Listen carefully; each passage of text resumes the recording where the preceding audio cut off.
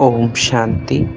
सावन के महीने में बहुत सारे लोग कांवर भरने के लिए जाते हैं।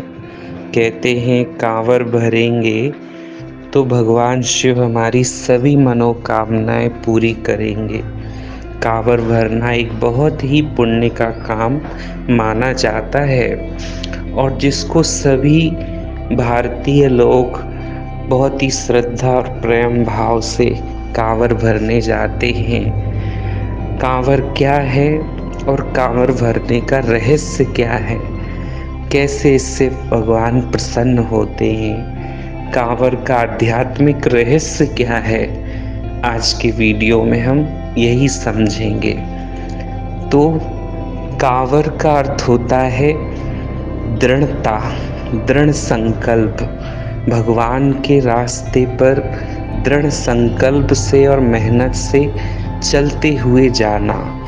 कांवड़ का यात्रा का अर्थ है दुर्गम यात्रा, कठिनाइयों से भरी हुई यात्रा, जिस यात्रा को करके भगवान की कृपा प्राप्त की जाए। तो जीवन की यात्रा कांवड़ यात्रा है। और कहते हैं कांवड़ को कंधे पर रखना अर्थात परमात्मा की बातों को, उनके ज्ञान अमृत को, ज्ञान गंगा जल को अपने हृदय में रखना, अपने कंधों पर उनकी बातों को रख करके अपने जीवन में साथ लेकर के चलना। गंगा जल भर कर के लाना अर्थात ज्ञान अमृत भर कर के लाना। ज्ञान अमृत की इम्पोर्टेंस बहुत ज़्यादा है। ज्ञान चाहे दुर्लभ जगह पर भी मिले, पर वहाँ जाकर हमें वो ज्ञान अमृत लेकर आना है, ज्ञान का गंगा जल, और उससे भगवान खुश होते हैं।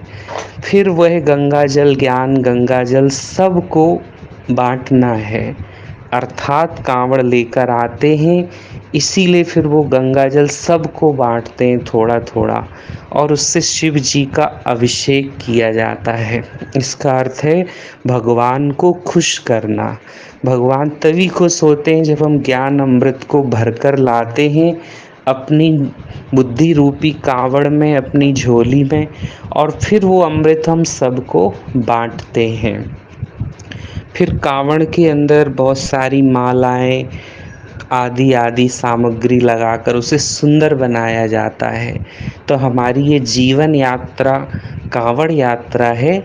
इस जीवन को हमें ज्ञान गंगा जल इसका बेस है, और जैसे कांवड़ में ज्ञान का जो गंगा जल है वो बेस होता है, और फिर इसको सजाना है गुणों से, तब ये सुंदर कांवड़ लगेगी और भगवान शिव प्रसन्न होंगे।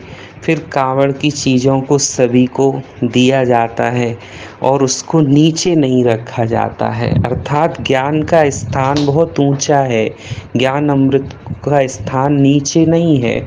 उसे बड़ी श्रद्धा भाव से लाना है, क्योंकि उसी से जीवन सज जाता है गुणों से। जैसे कांवड़ सज जाती है, कांवड़ में छोटी छोटी चीज़ों से कितना सुंदर दिखने लगता है, इसी प्रकार से हमारा जीवन सज जाता है। और जब ये कांवड़ हम सब भर के लाते हैं भगवान के गुणगान के साथ, तो भगवान शिव प्रसन्न होते हैं। जब हम गुणों से जीवन को सजा लेते हैं और फिर हमारी हर मनोकामना पूर्ण होती है। और सावन का ये सुंदर महीना यानी संगम का ये सुहावना समय, जिसमें भगवान स्वयं आते हैं और रिमझिम ज्ञान की बरसात करते हैं और सदियों से तप रही आत्माओं को तृप्त करते हैं, युगों से तप रही आत्माओं की प्यास बुझाते हैं और इस संसार को हरा भरा सुंदर कर देते हैं। खुशियों में झूमने लगते हैं सभी, इसीलिए सावन के बाद झूले लगाए जाते हैं, सब झूलते हैं।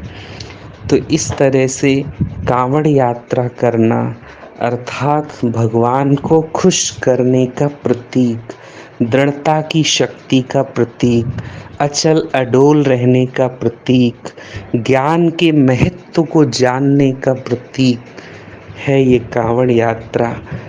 भगवान कहते हैं ज्ञान गंगा जल को भर लो और सबको बाँटते जाओ। जिसने ज्ञान को भर लिया जीवन में, गुणों से सजा लिया, सबको बाँट रहा है और दृढ़ता से ईश्वरी यात्रा के मार्ग पर चल रहा है, इस संगम युग पर वो ही सच्चा कांवड़ यात्री है और वही भोले के गुणगान करते हुए आगे बढ़ता है और भगवान उससे प्रसन्न होकर उसे आशीष देते हैं, उसकी मनोकामनाएं पूर्ण होती हैं और अंत में वो शिवलोक को प्राप्त होता है।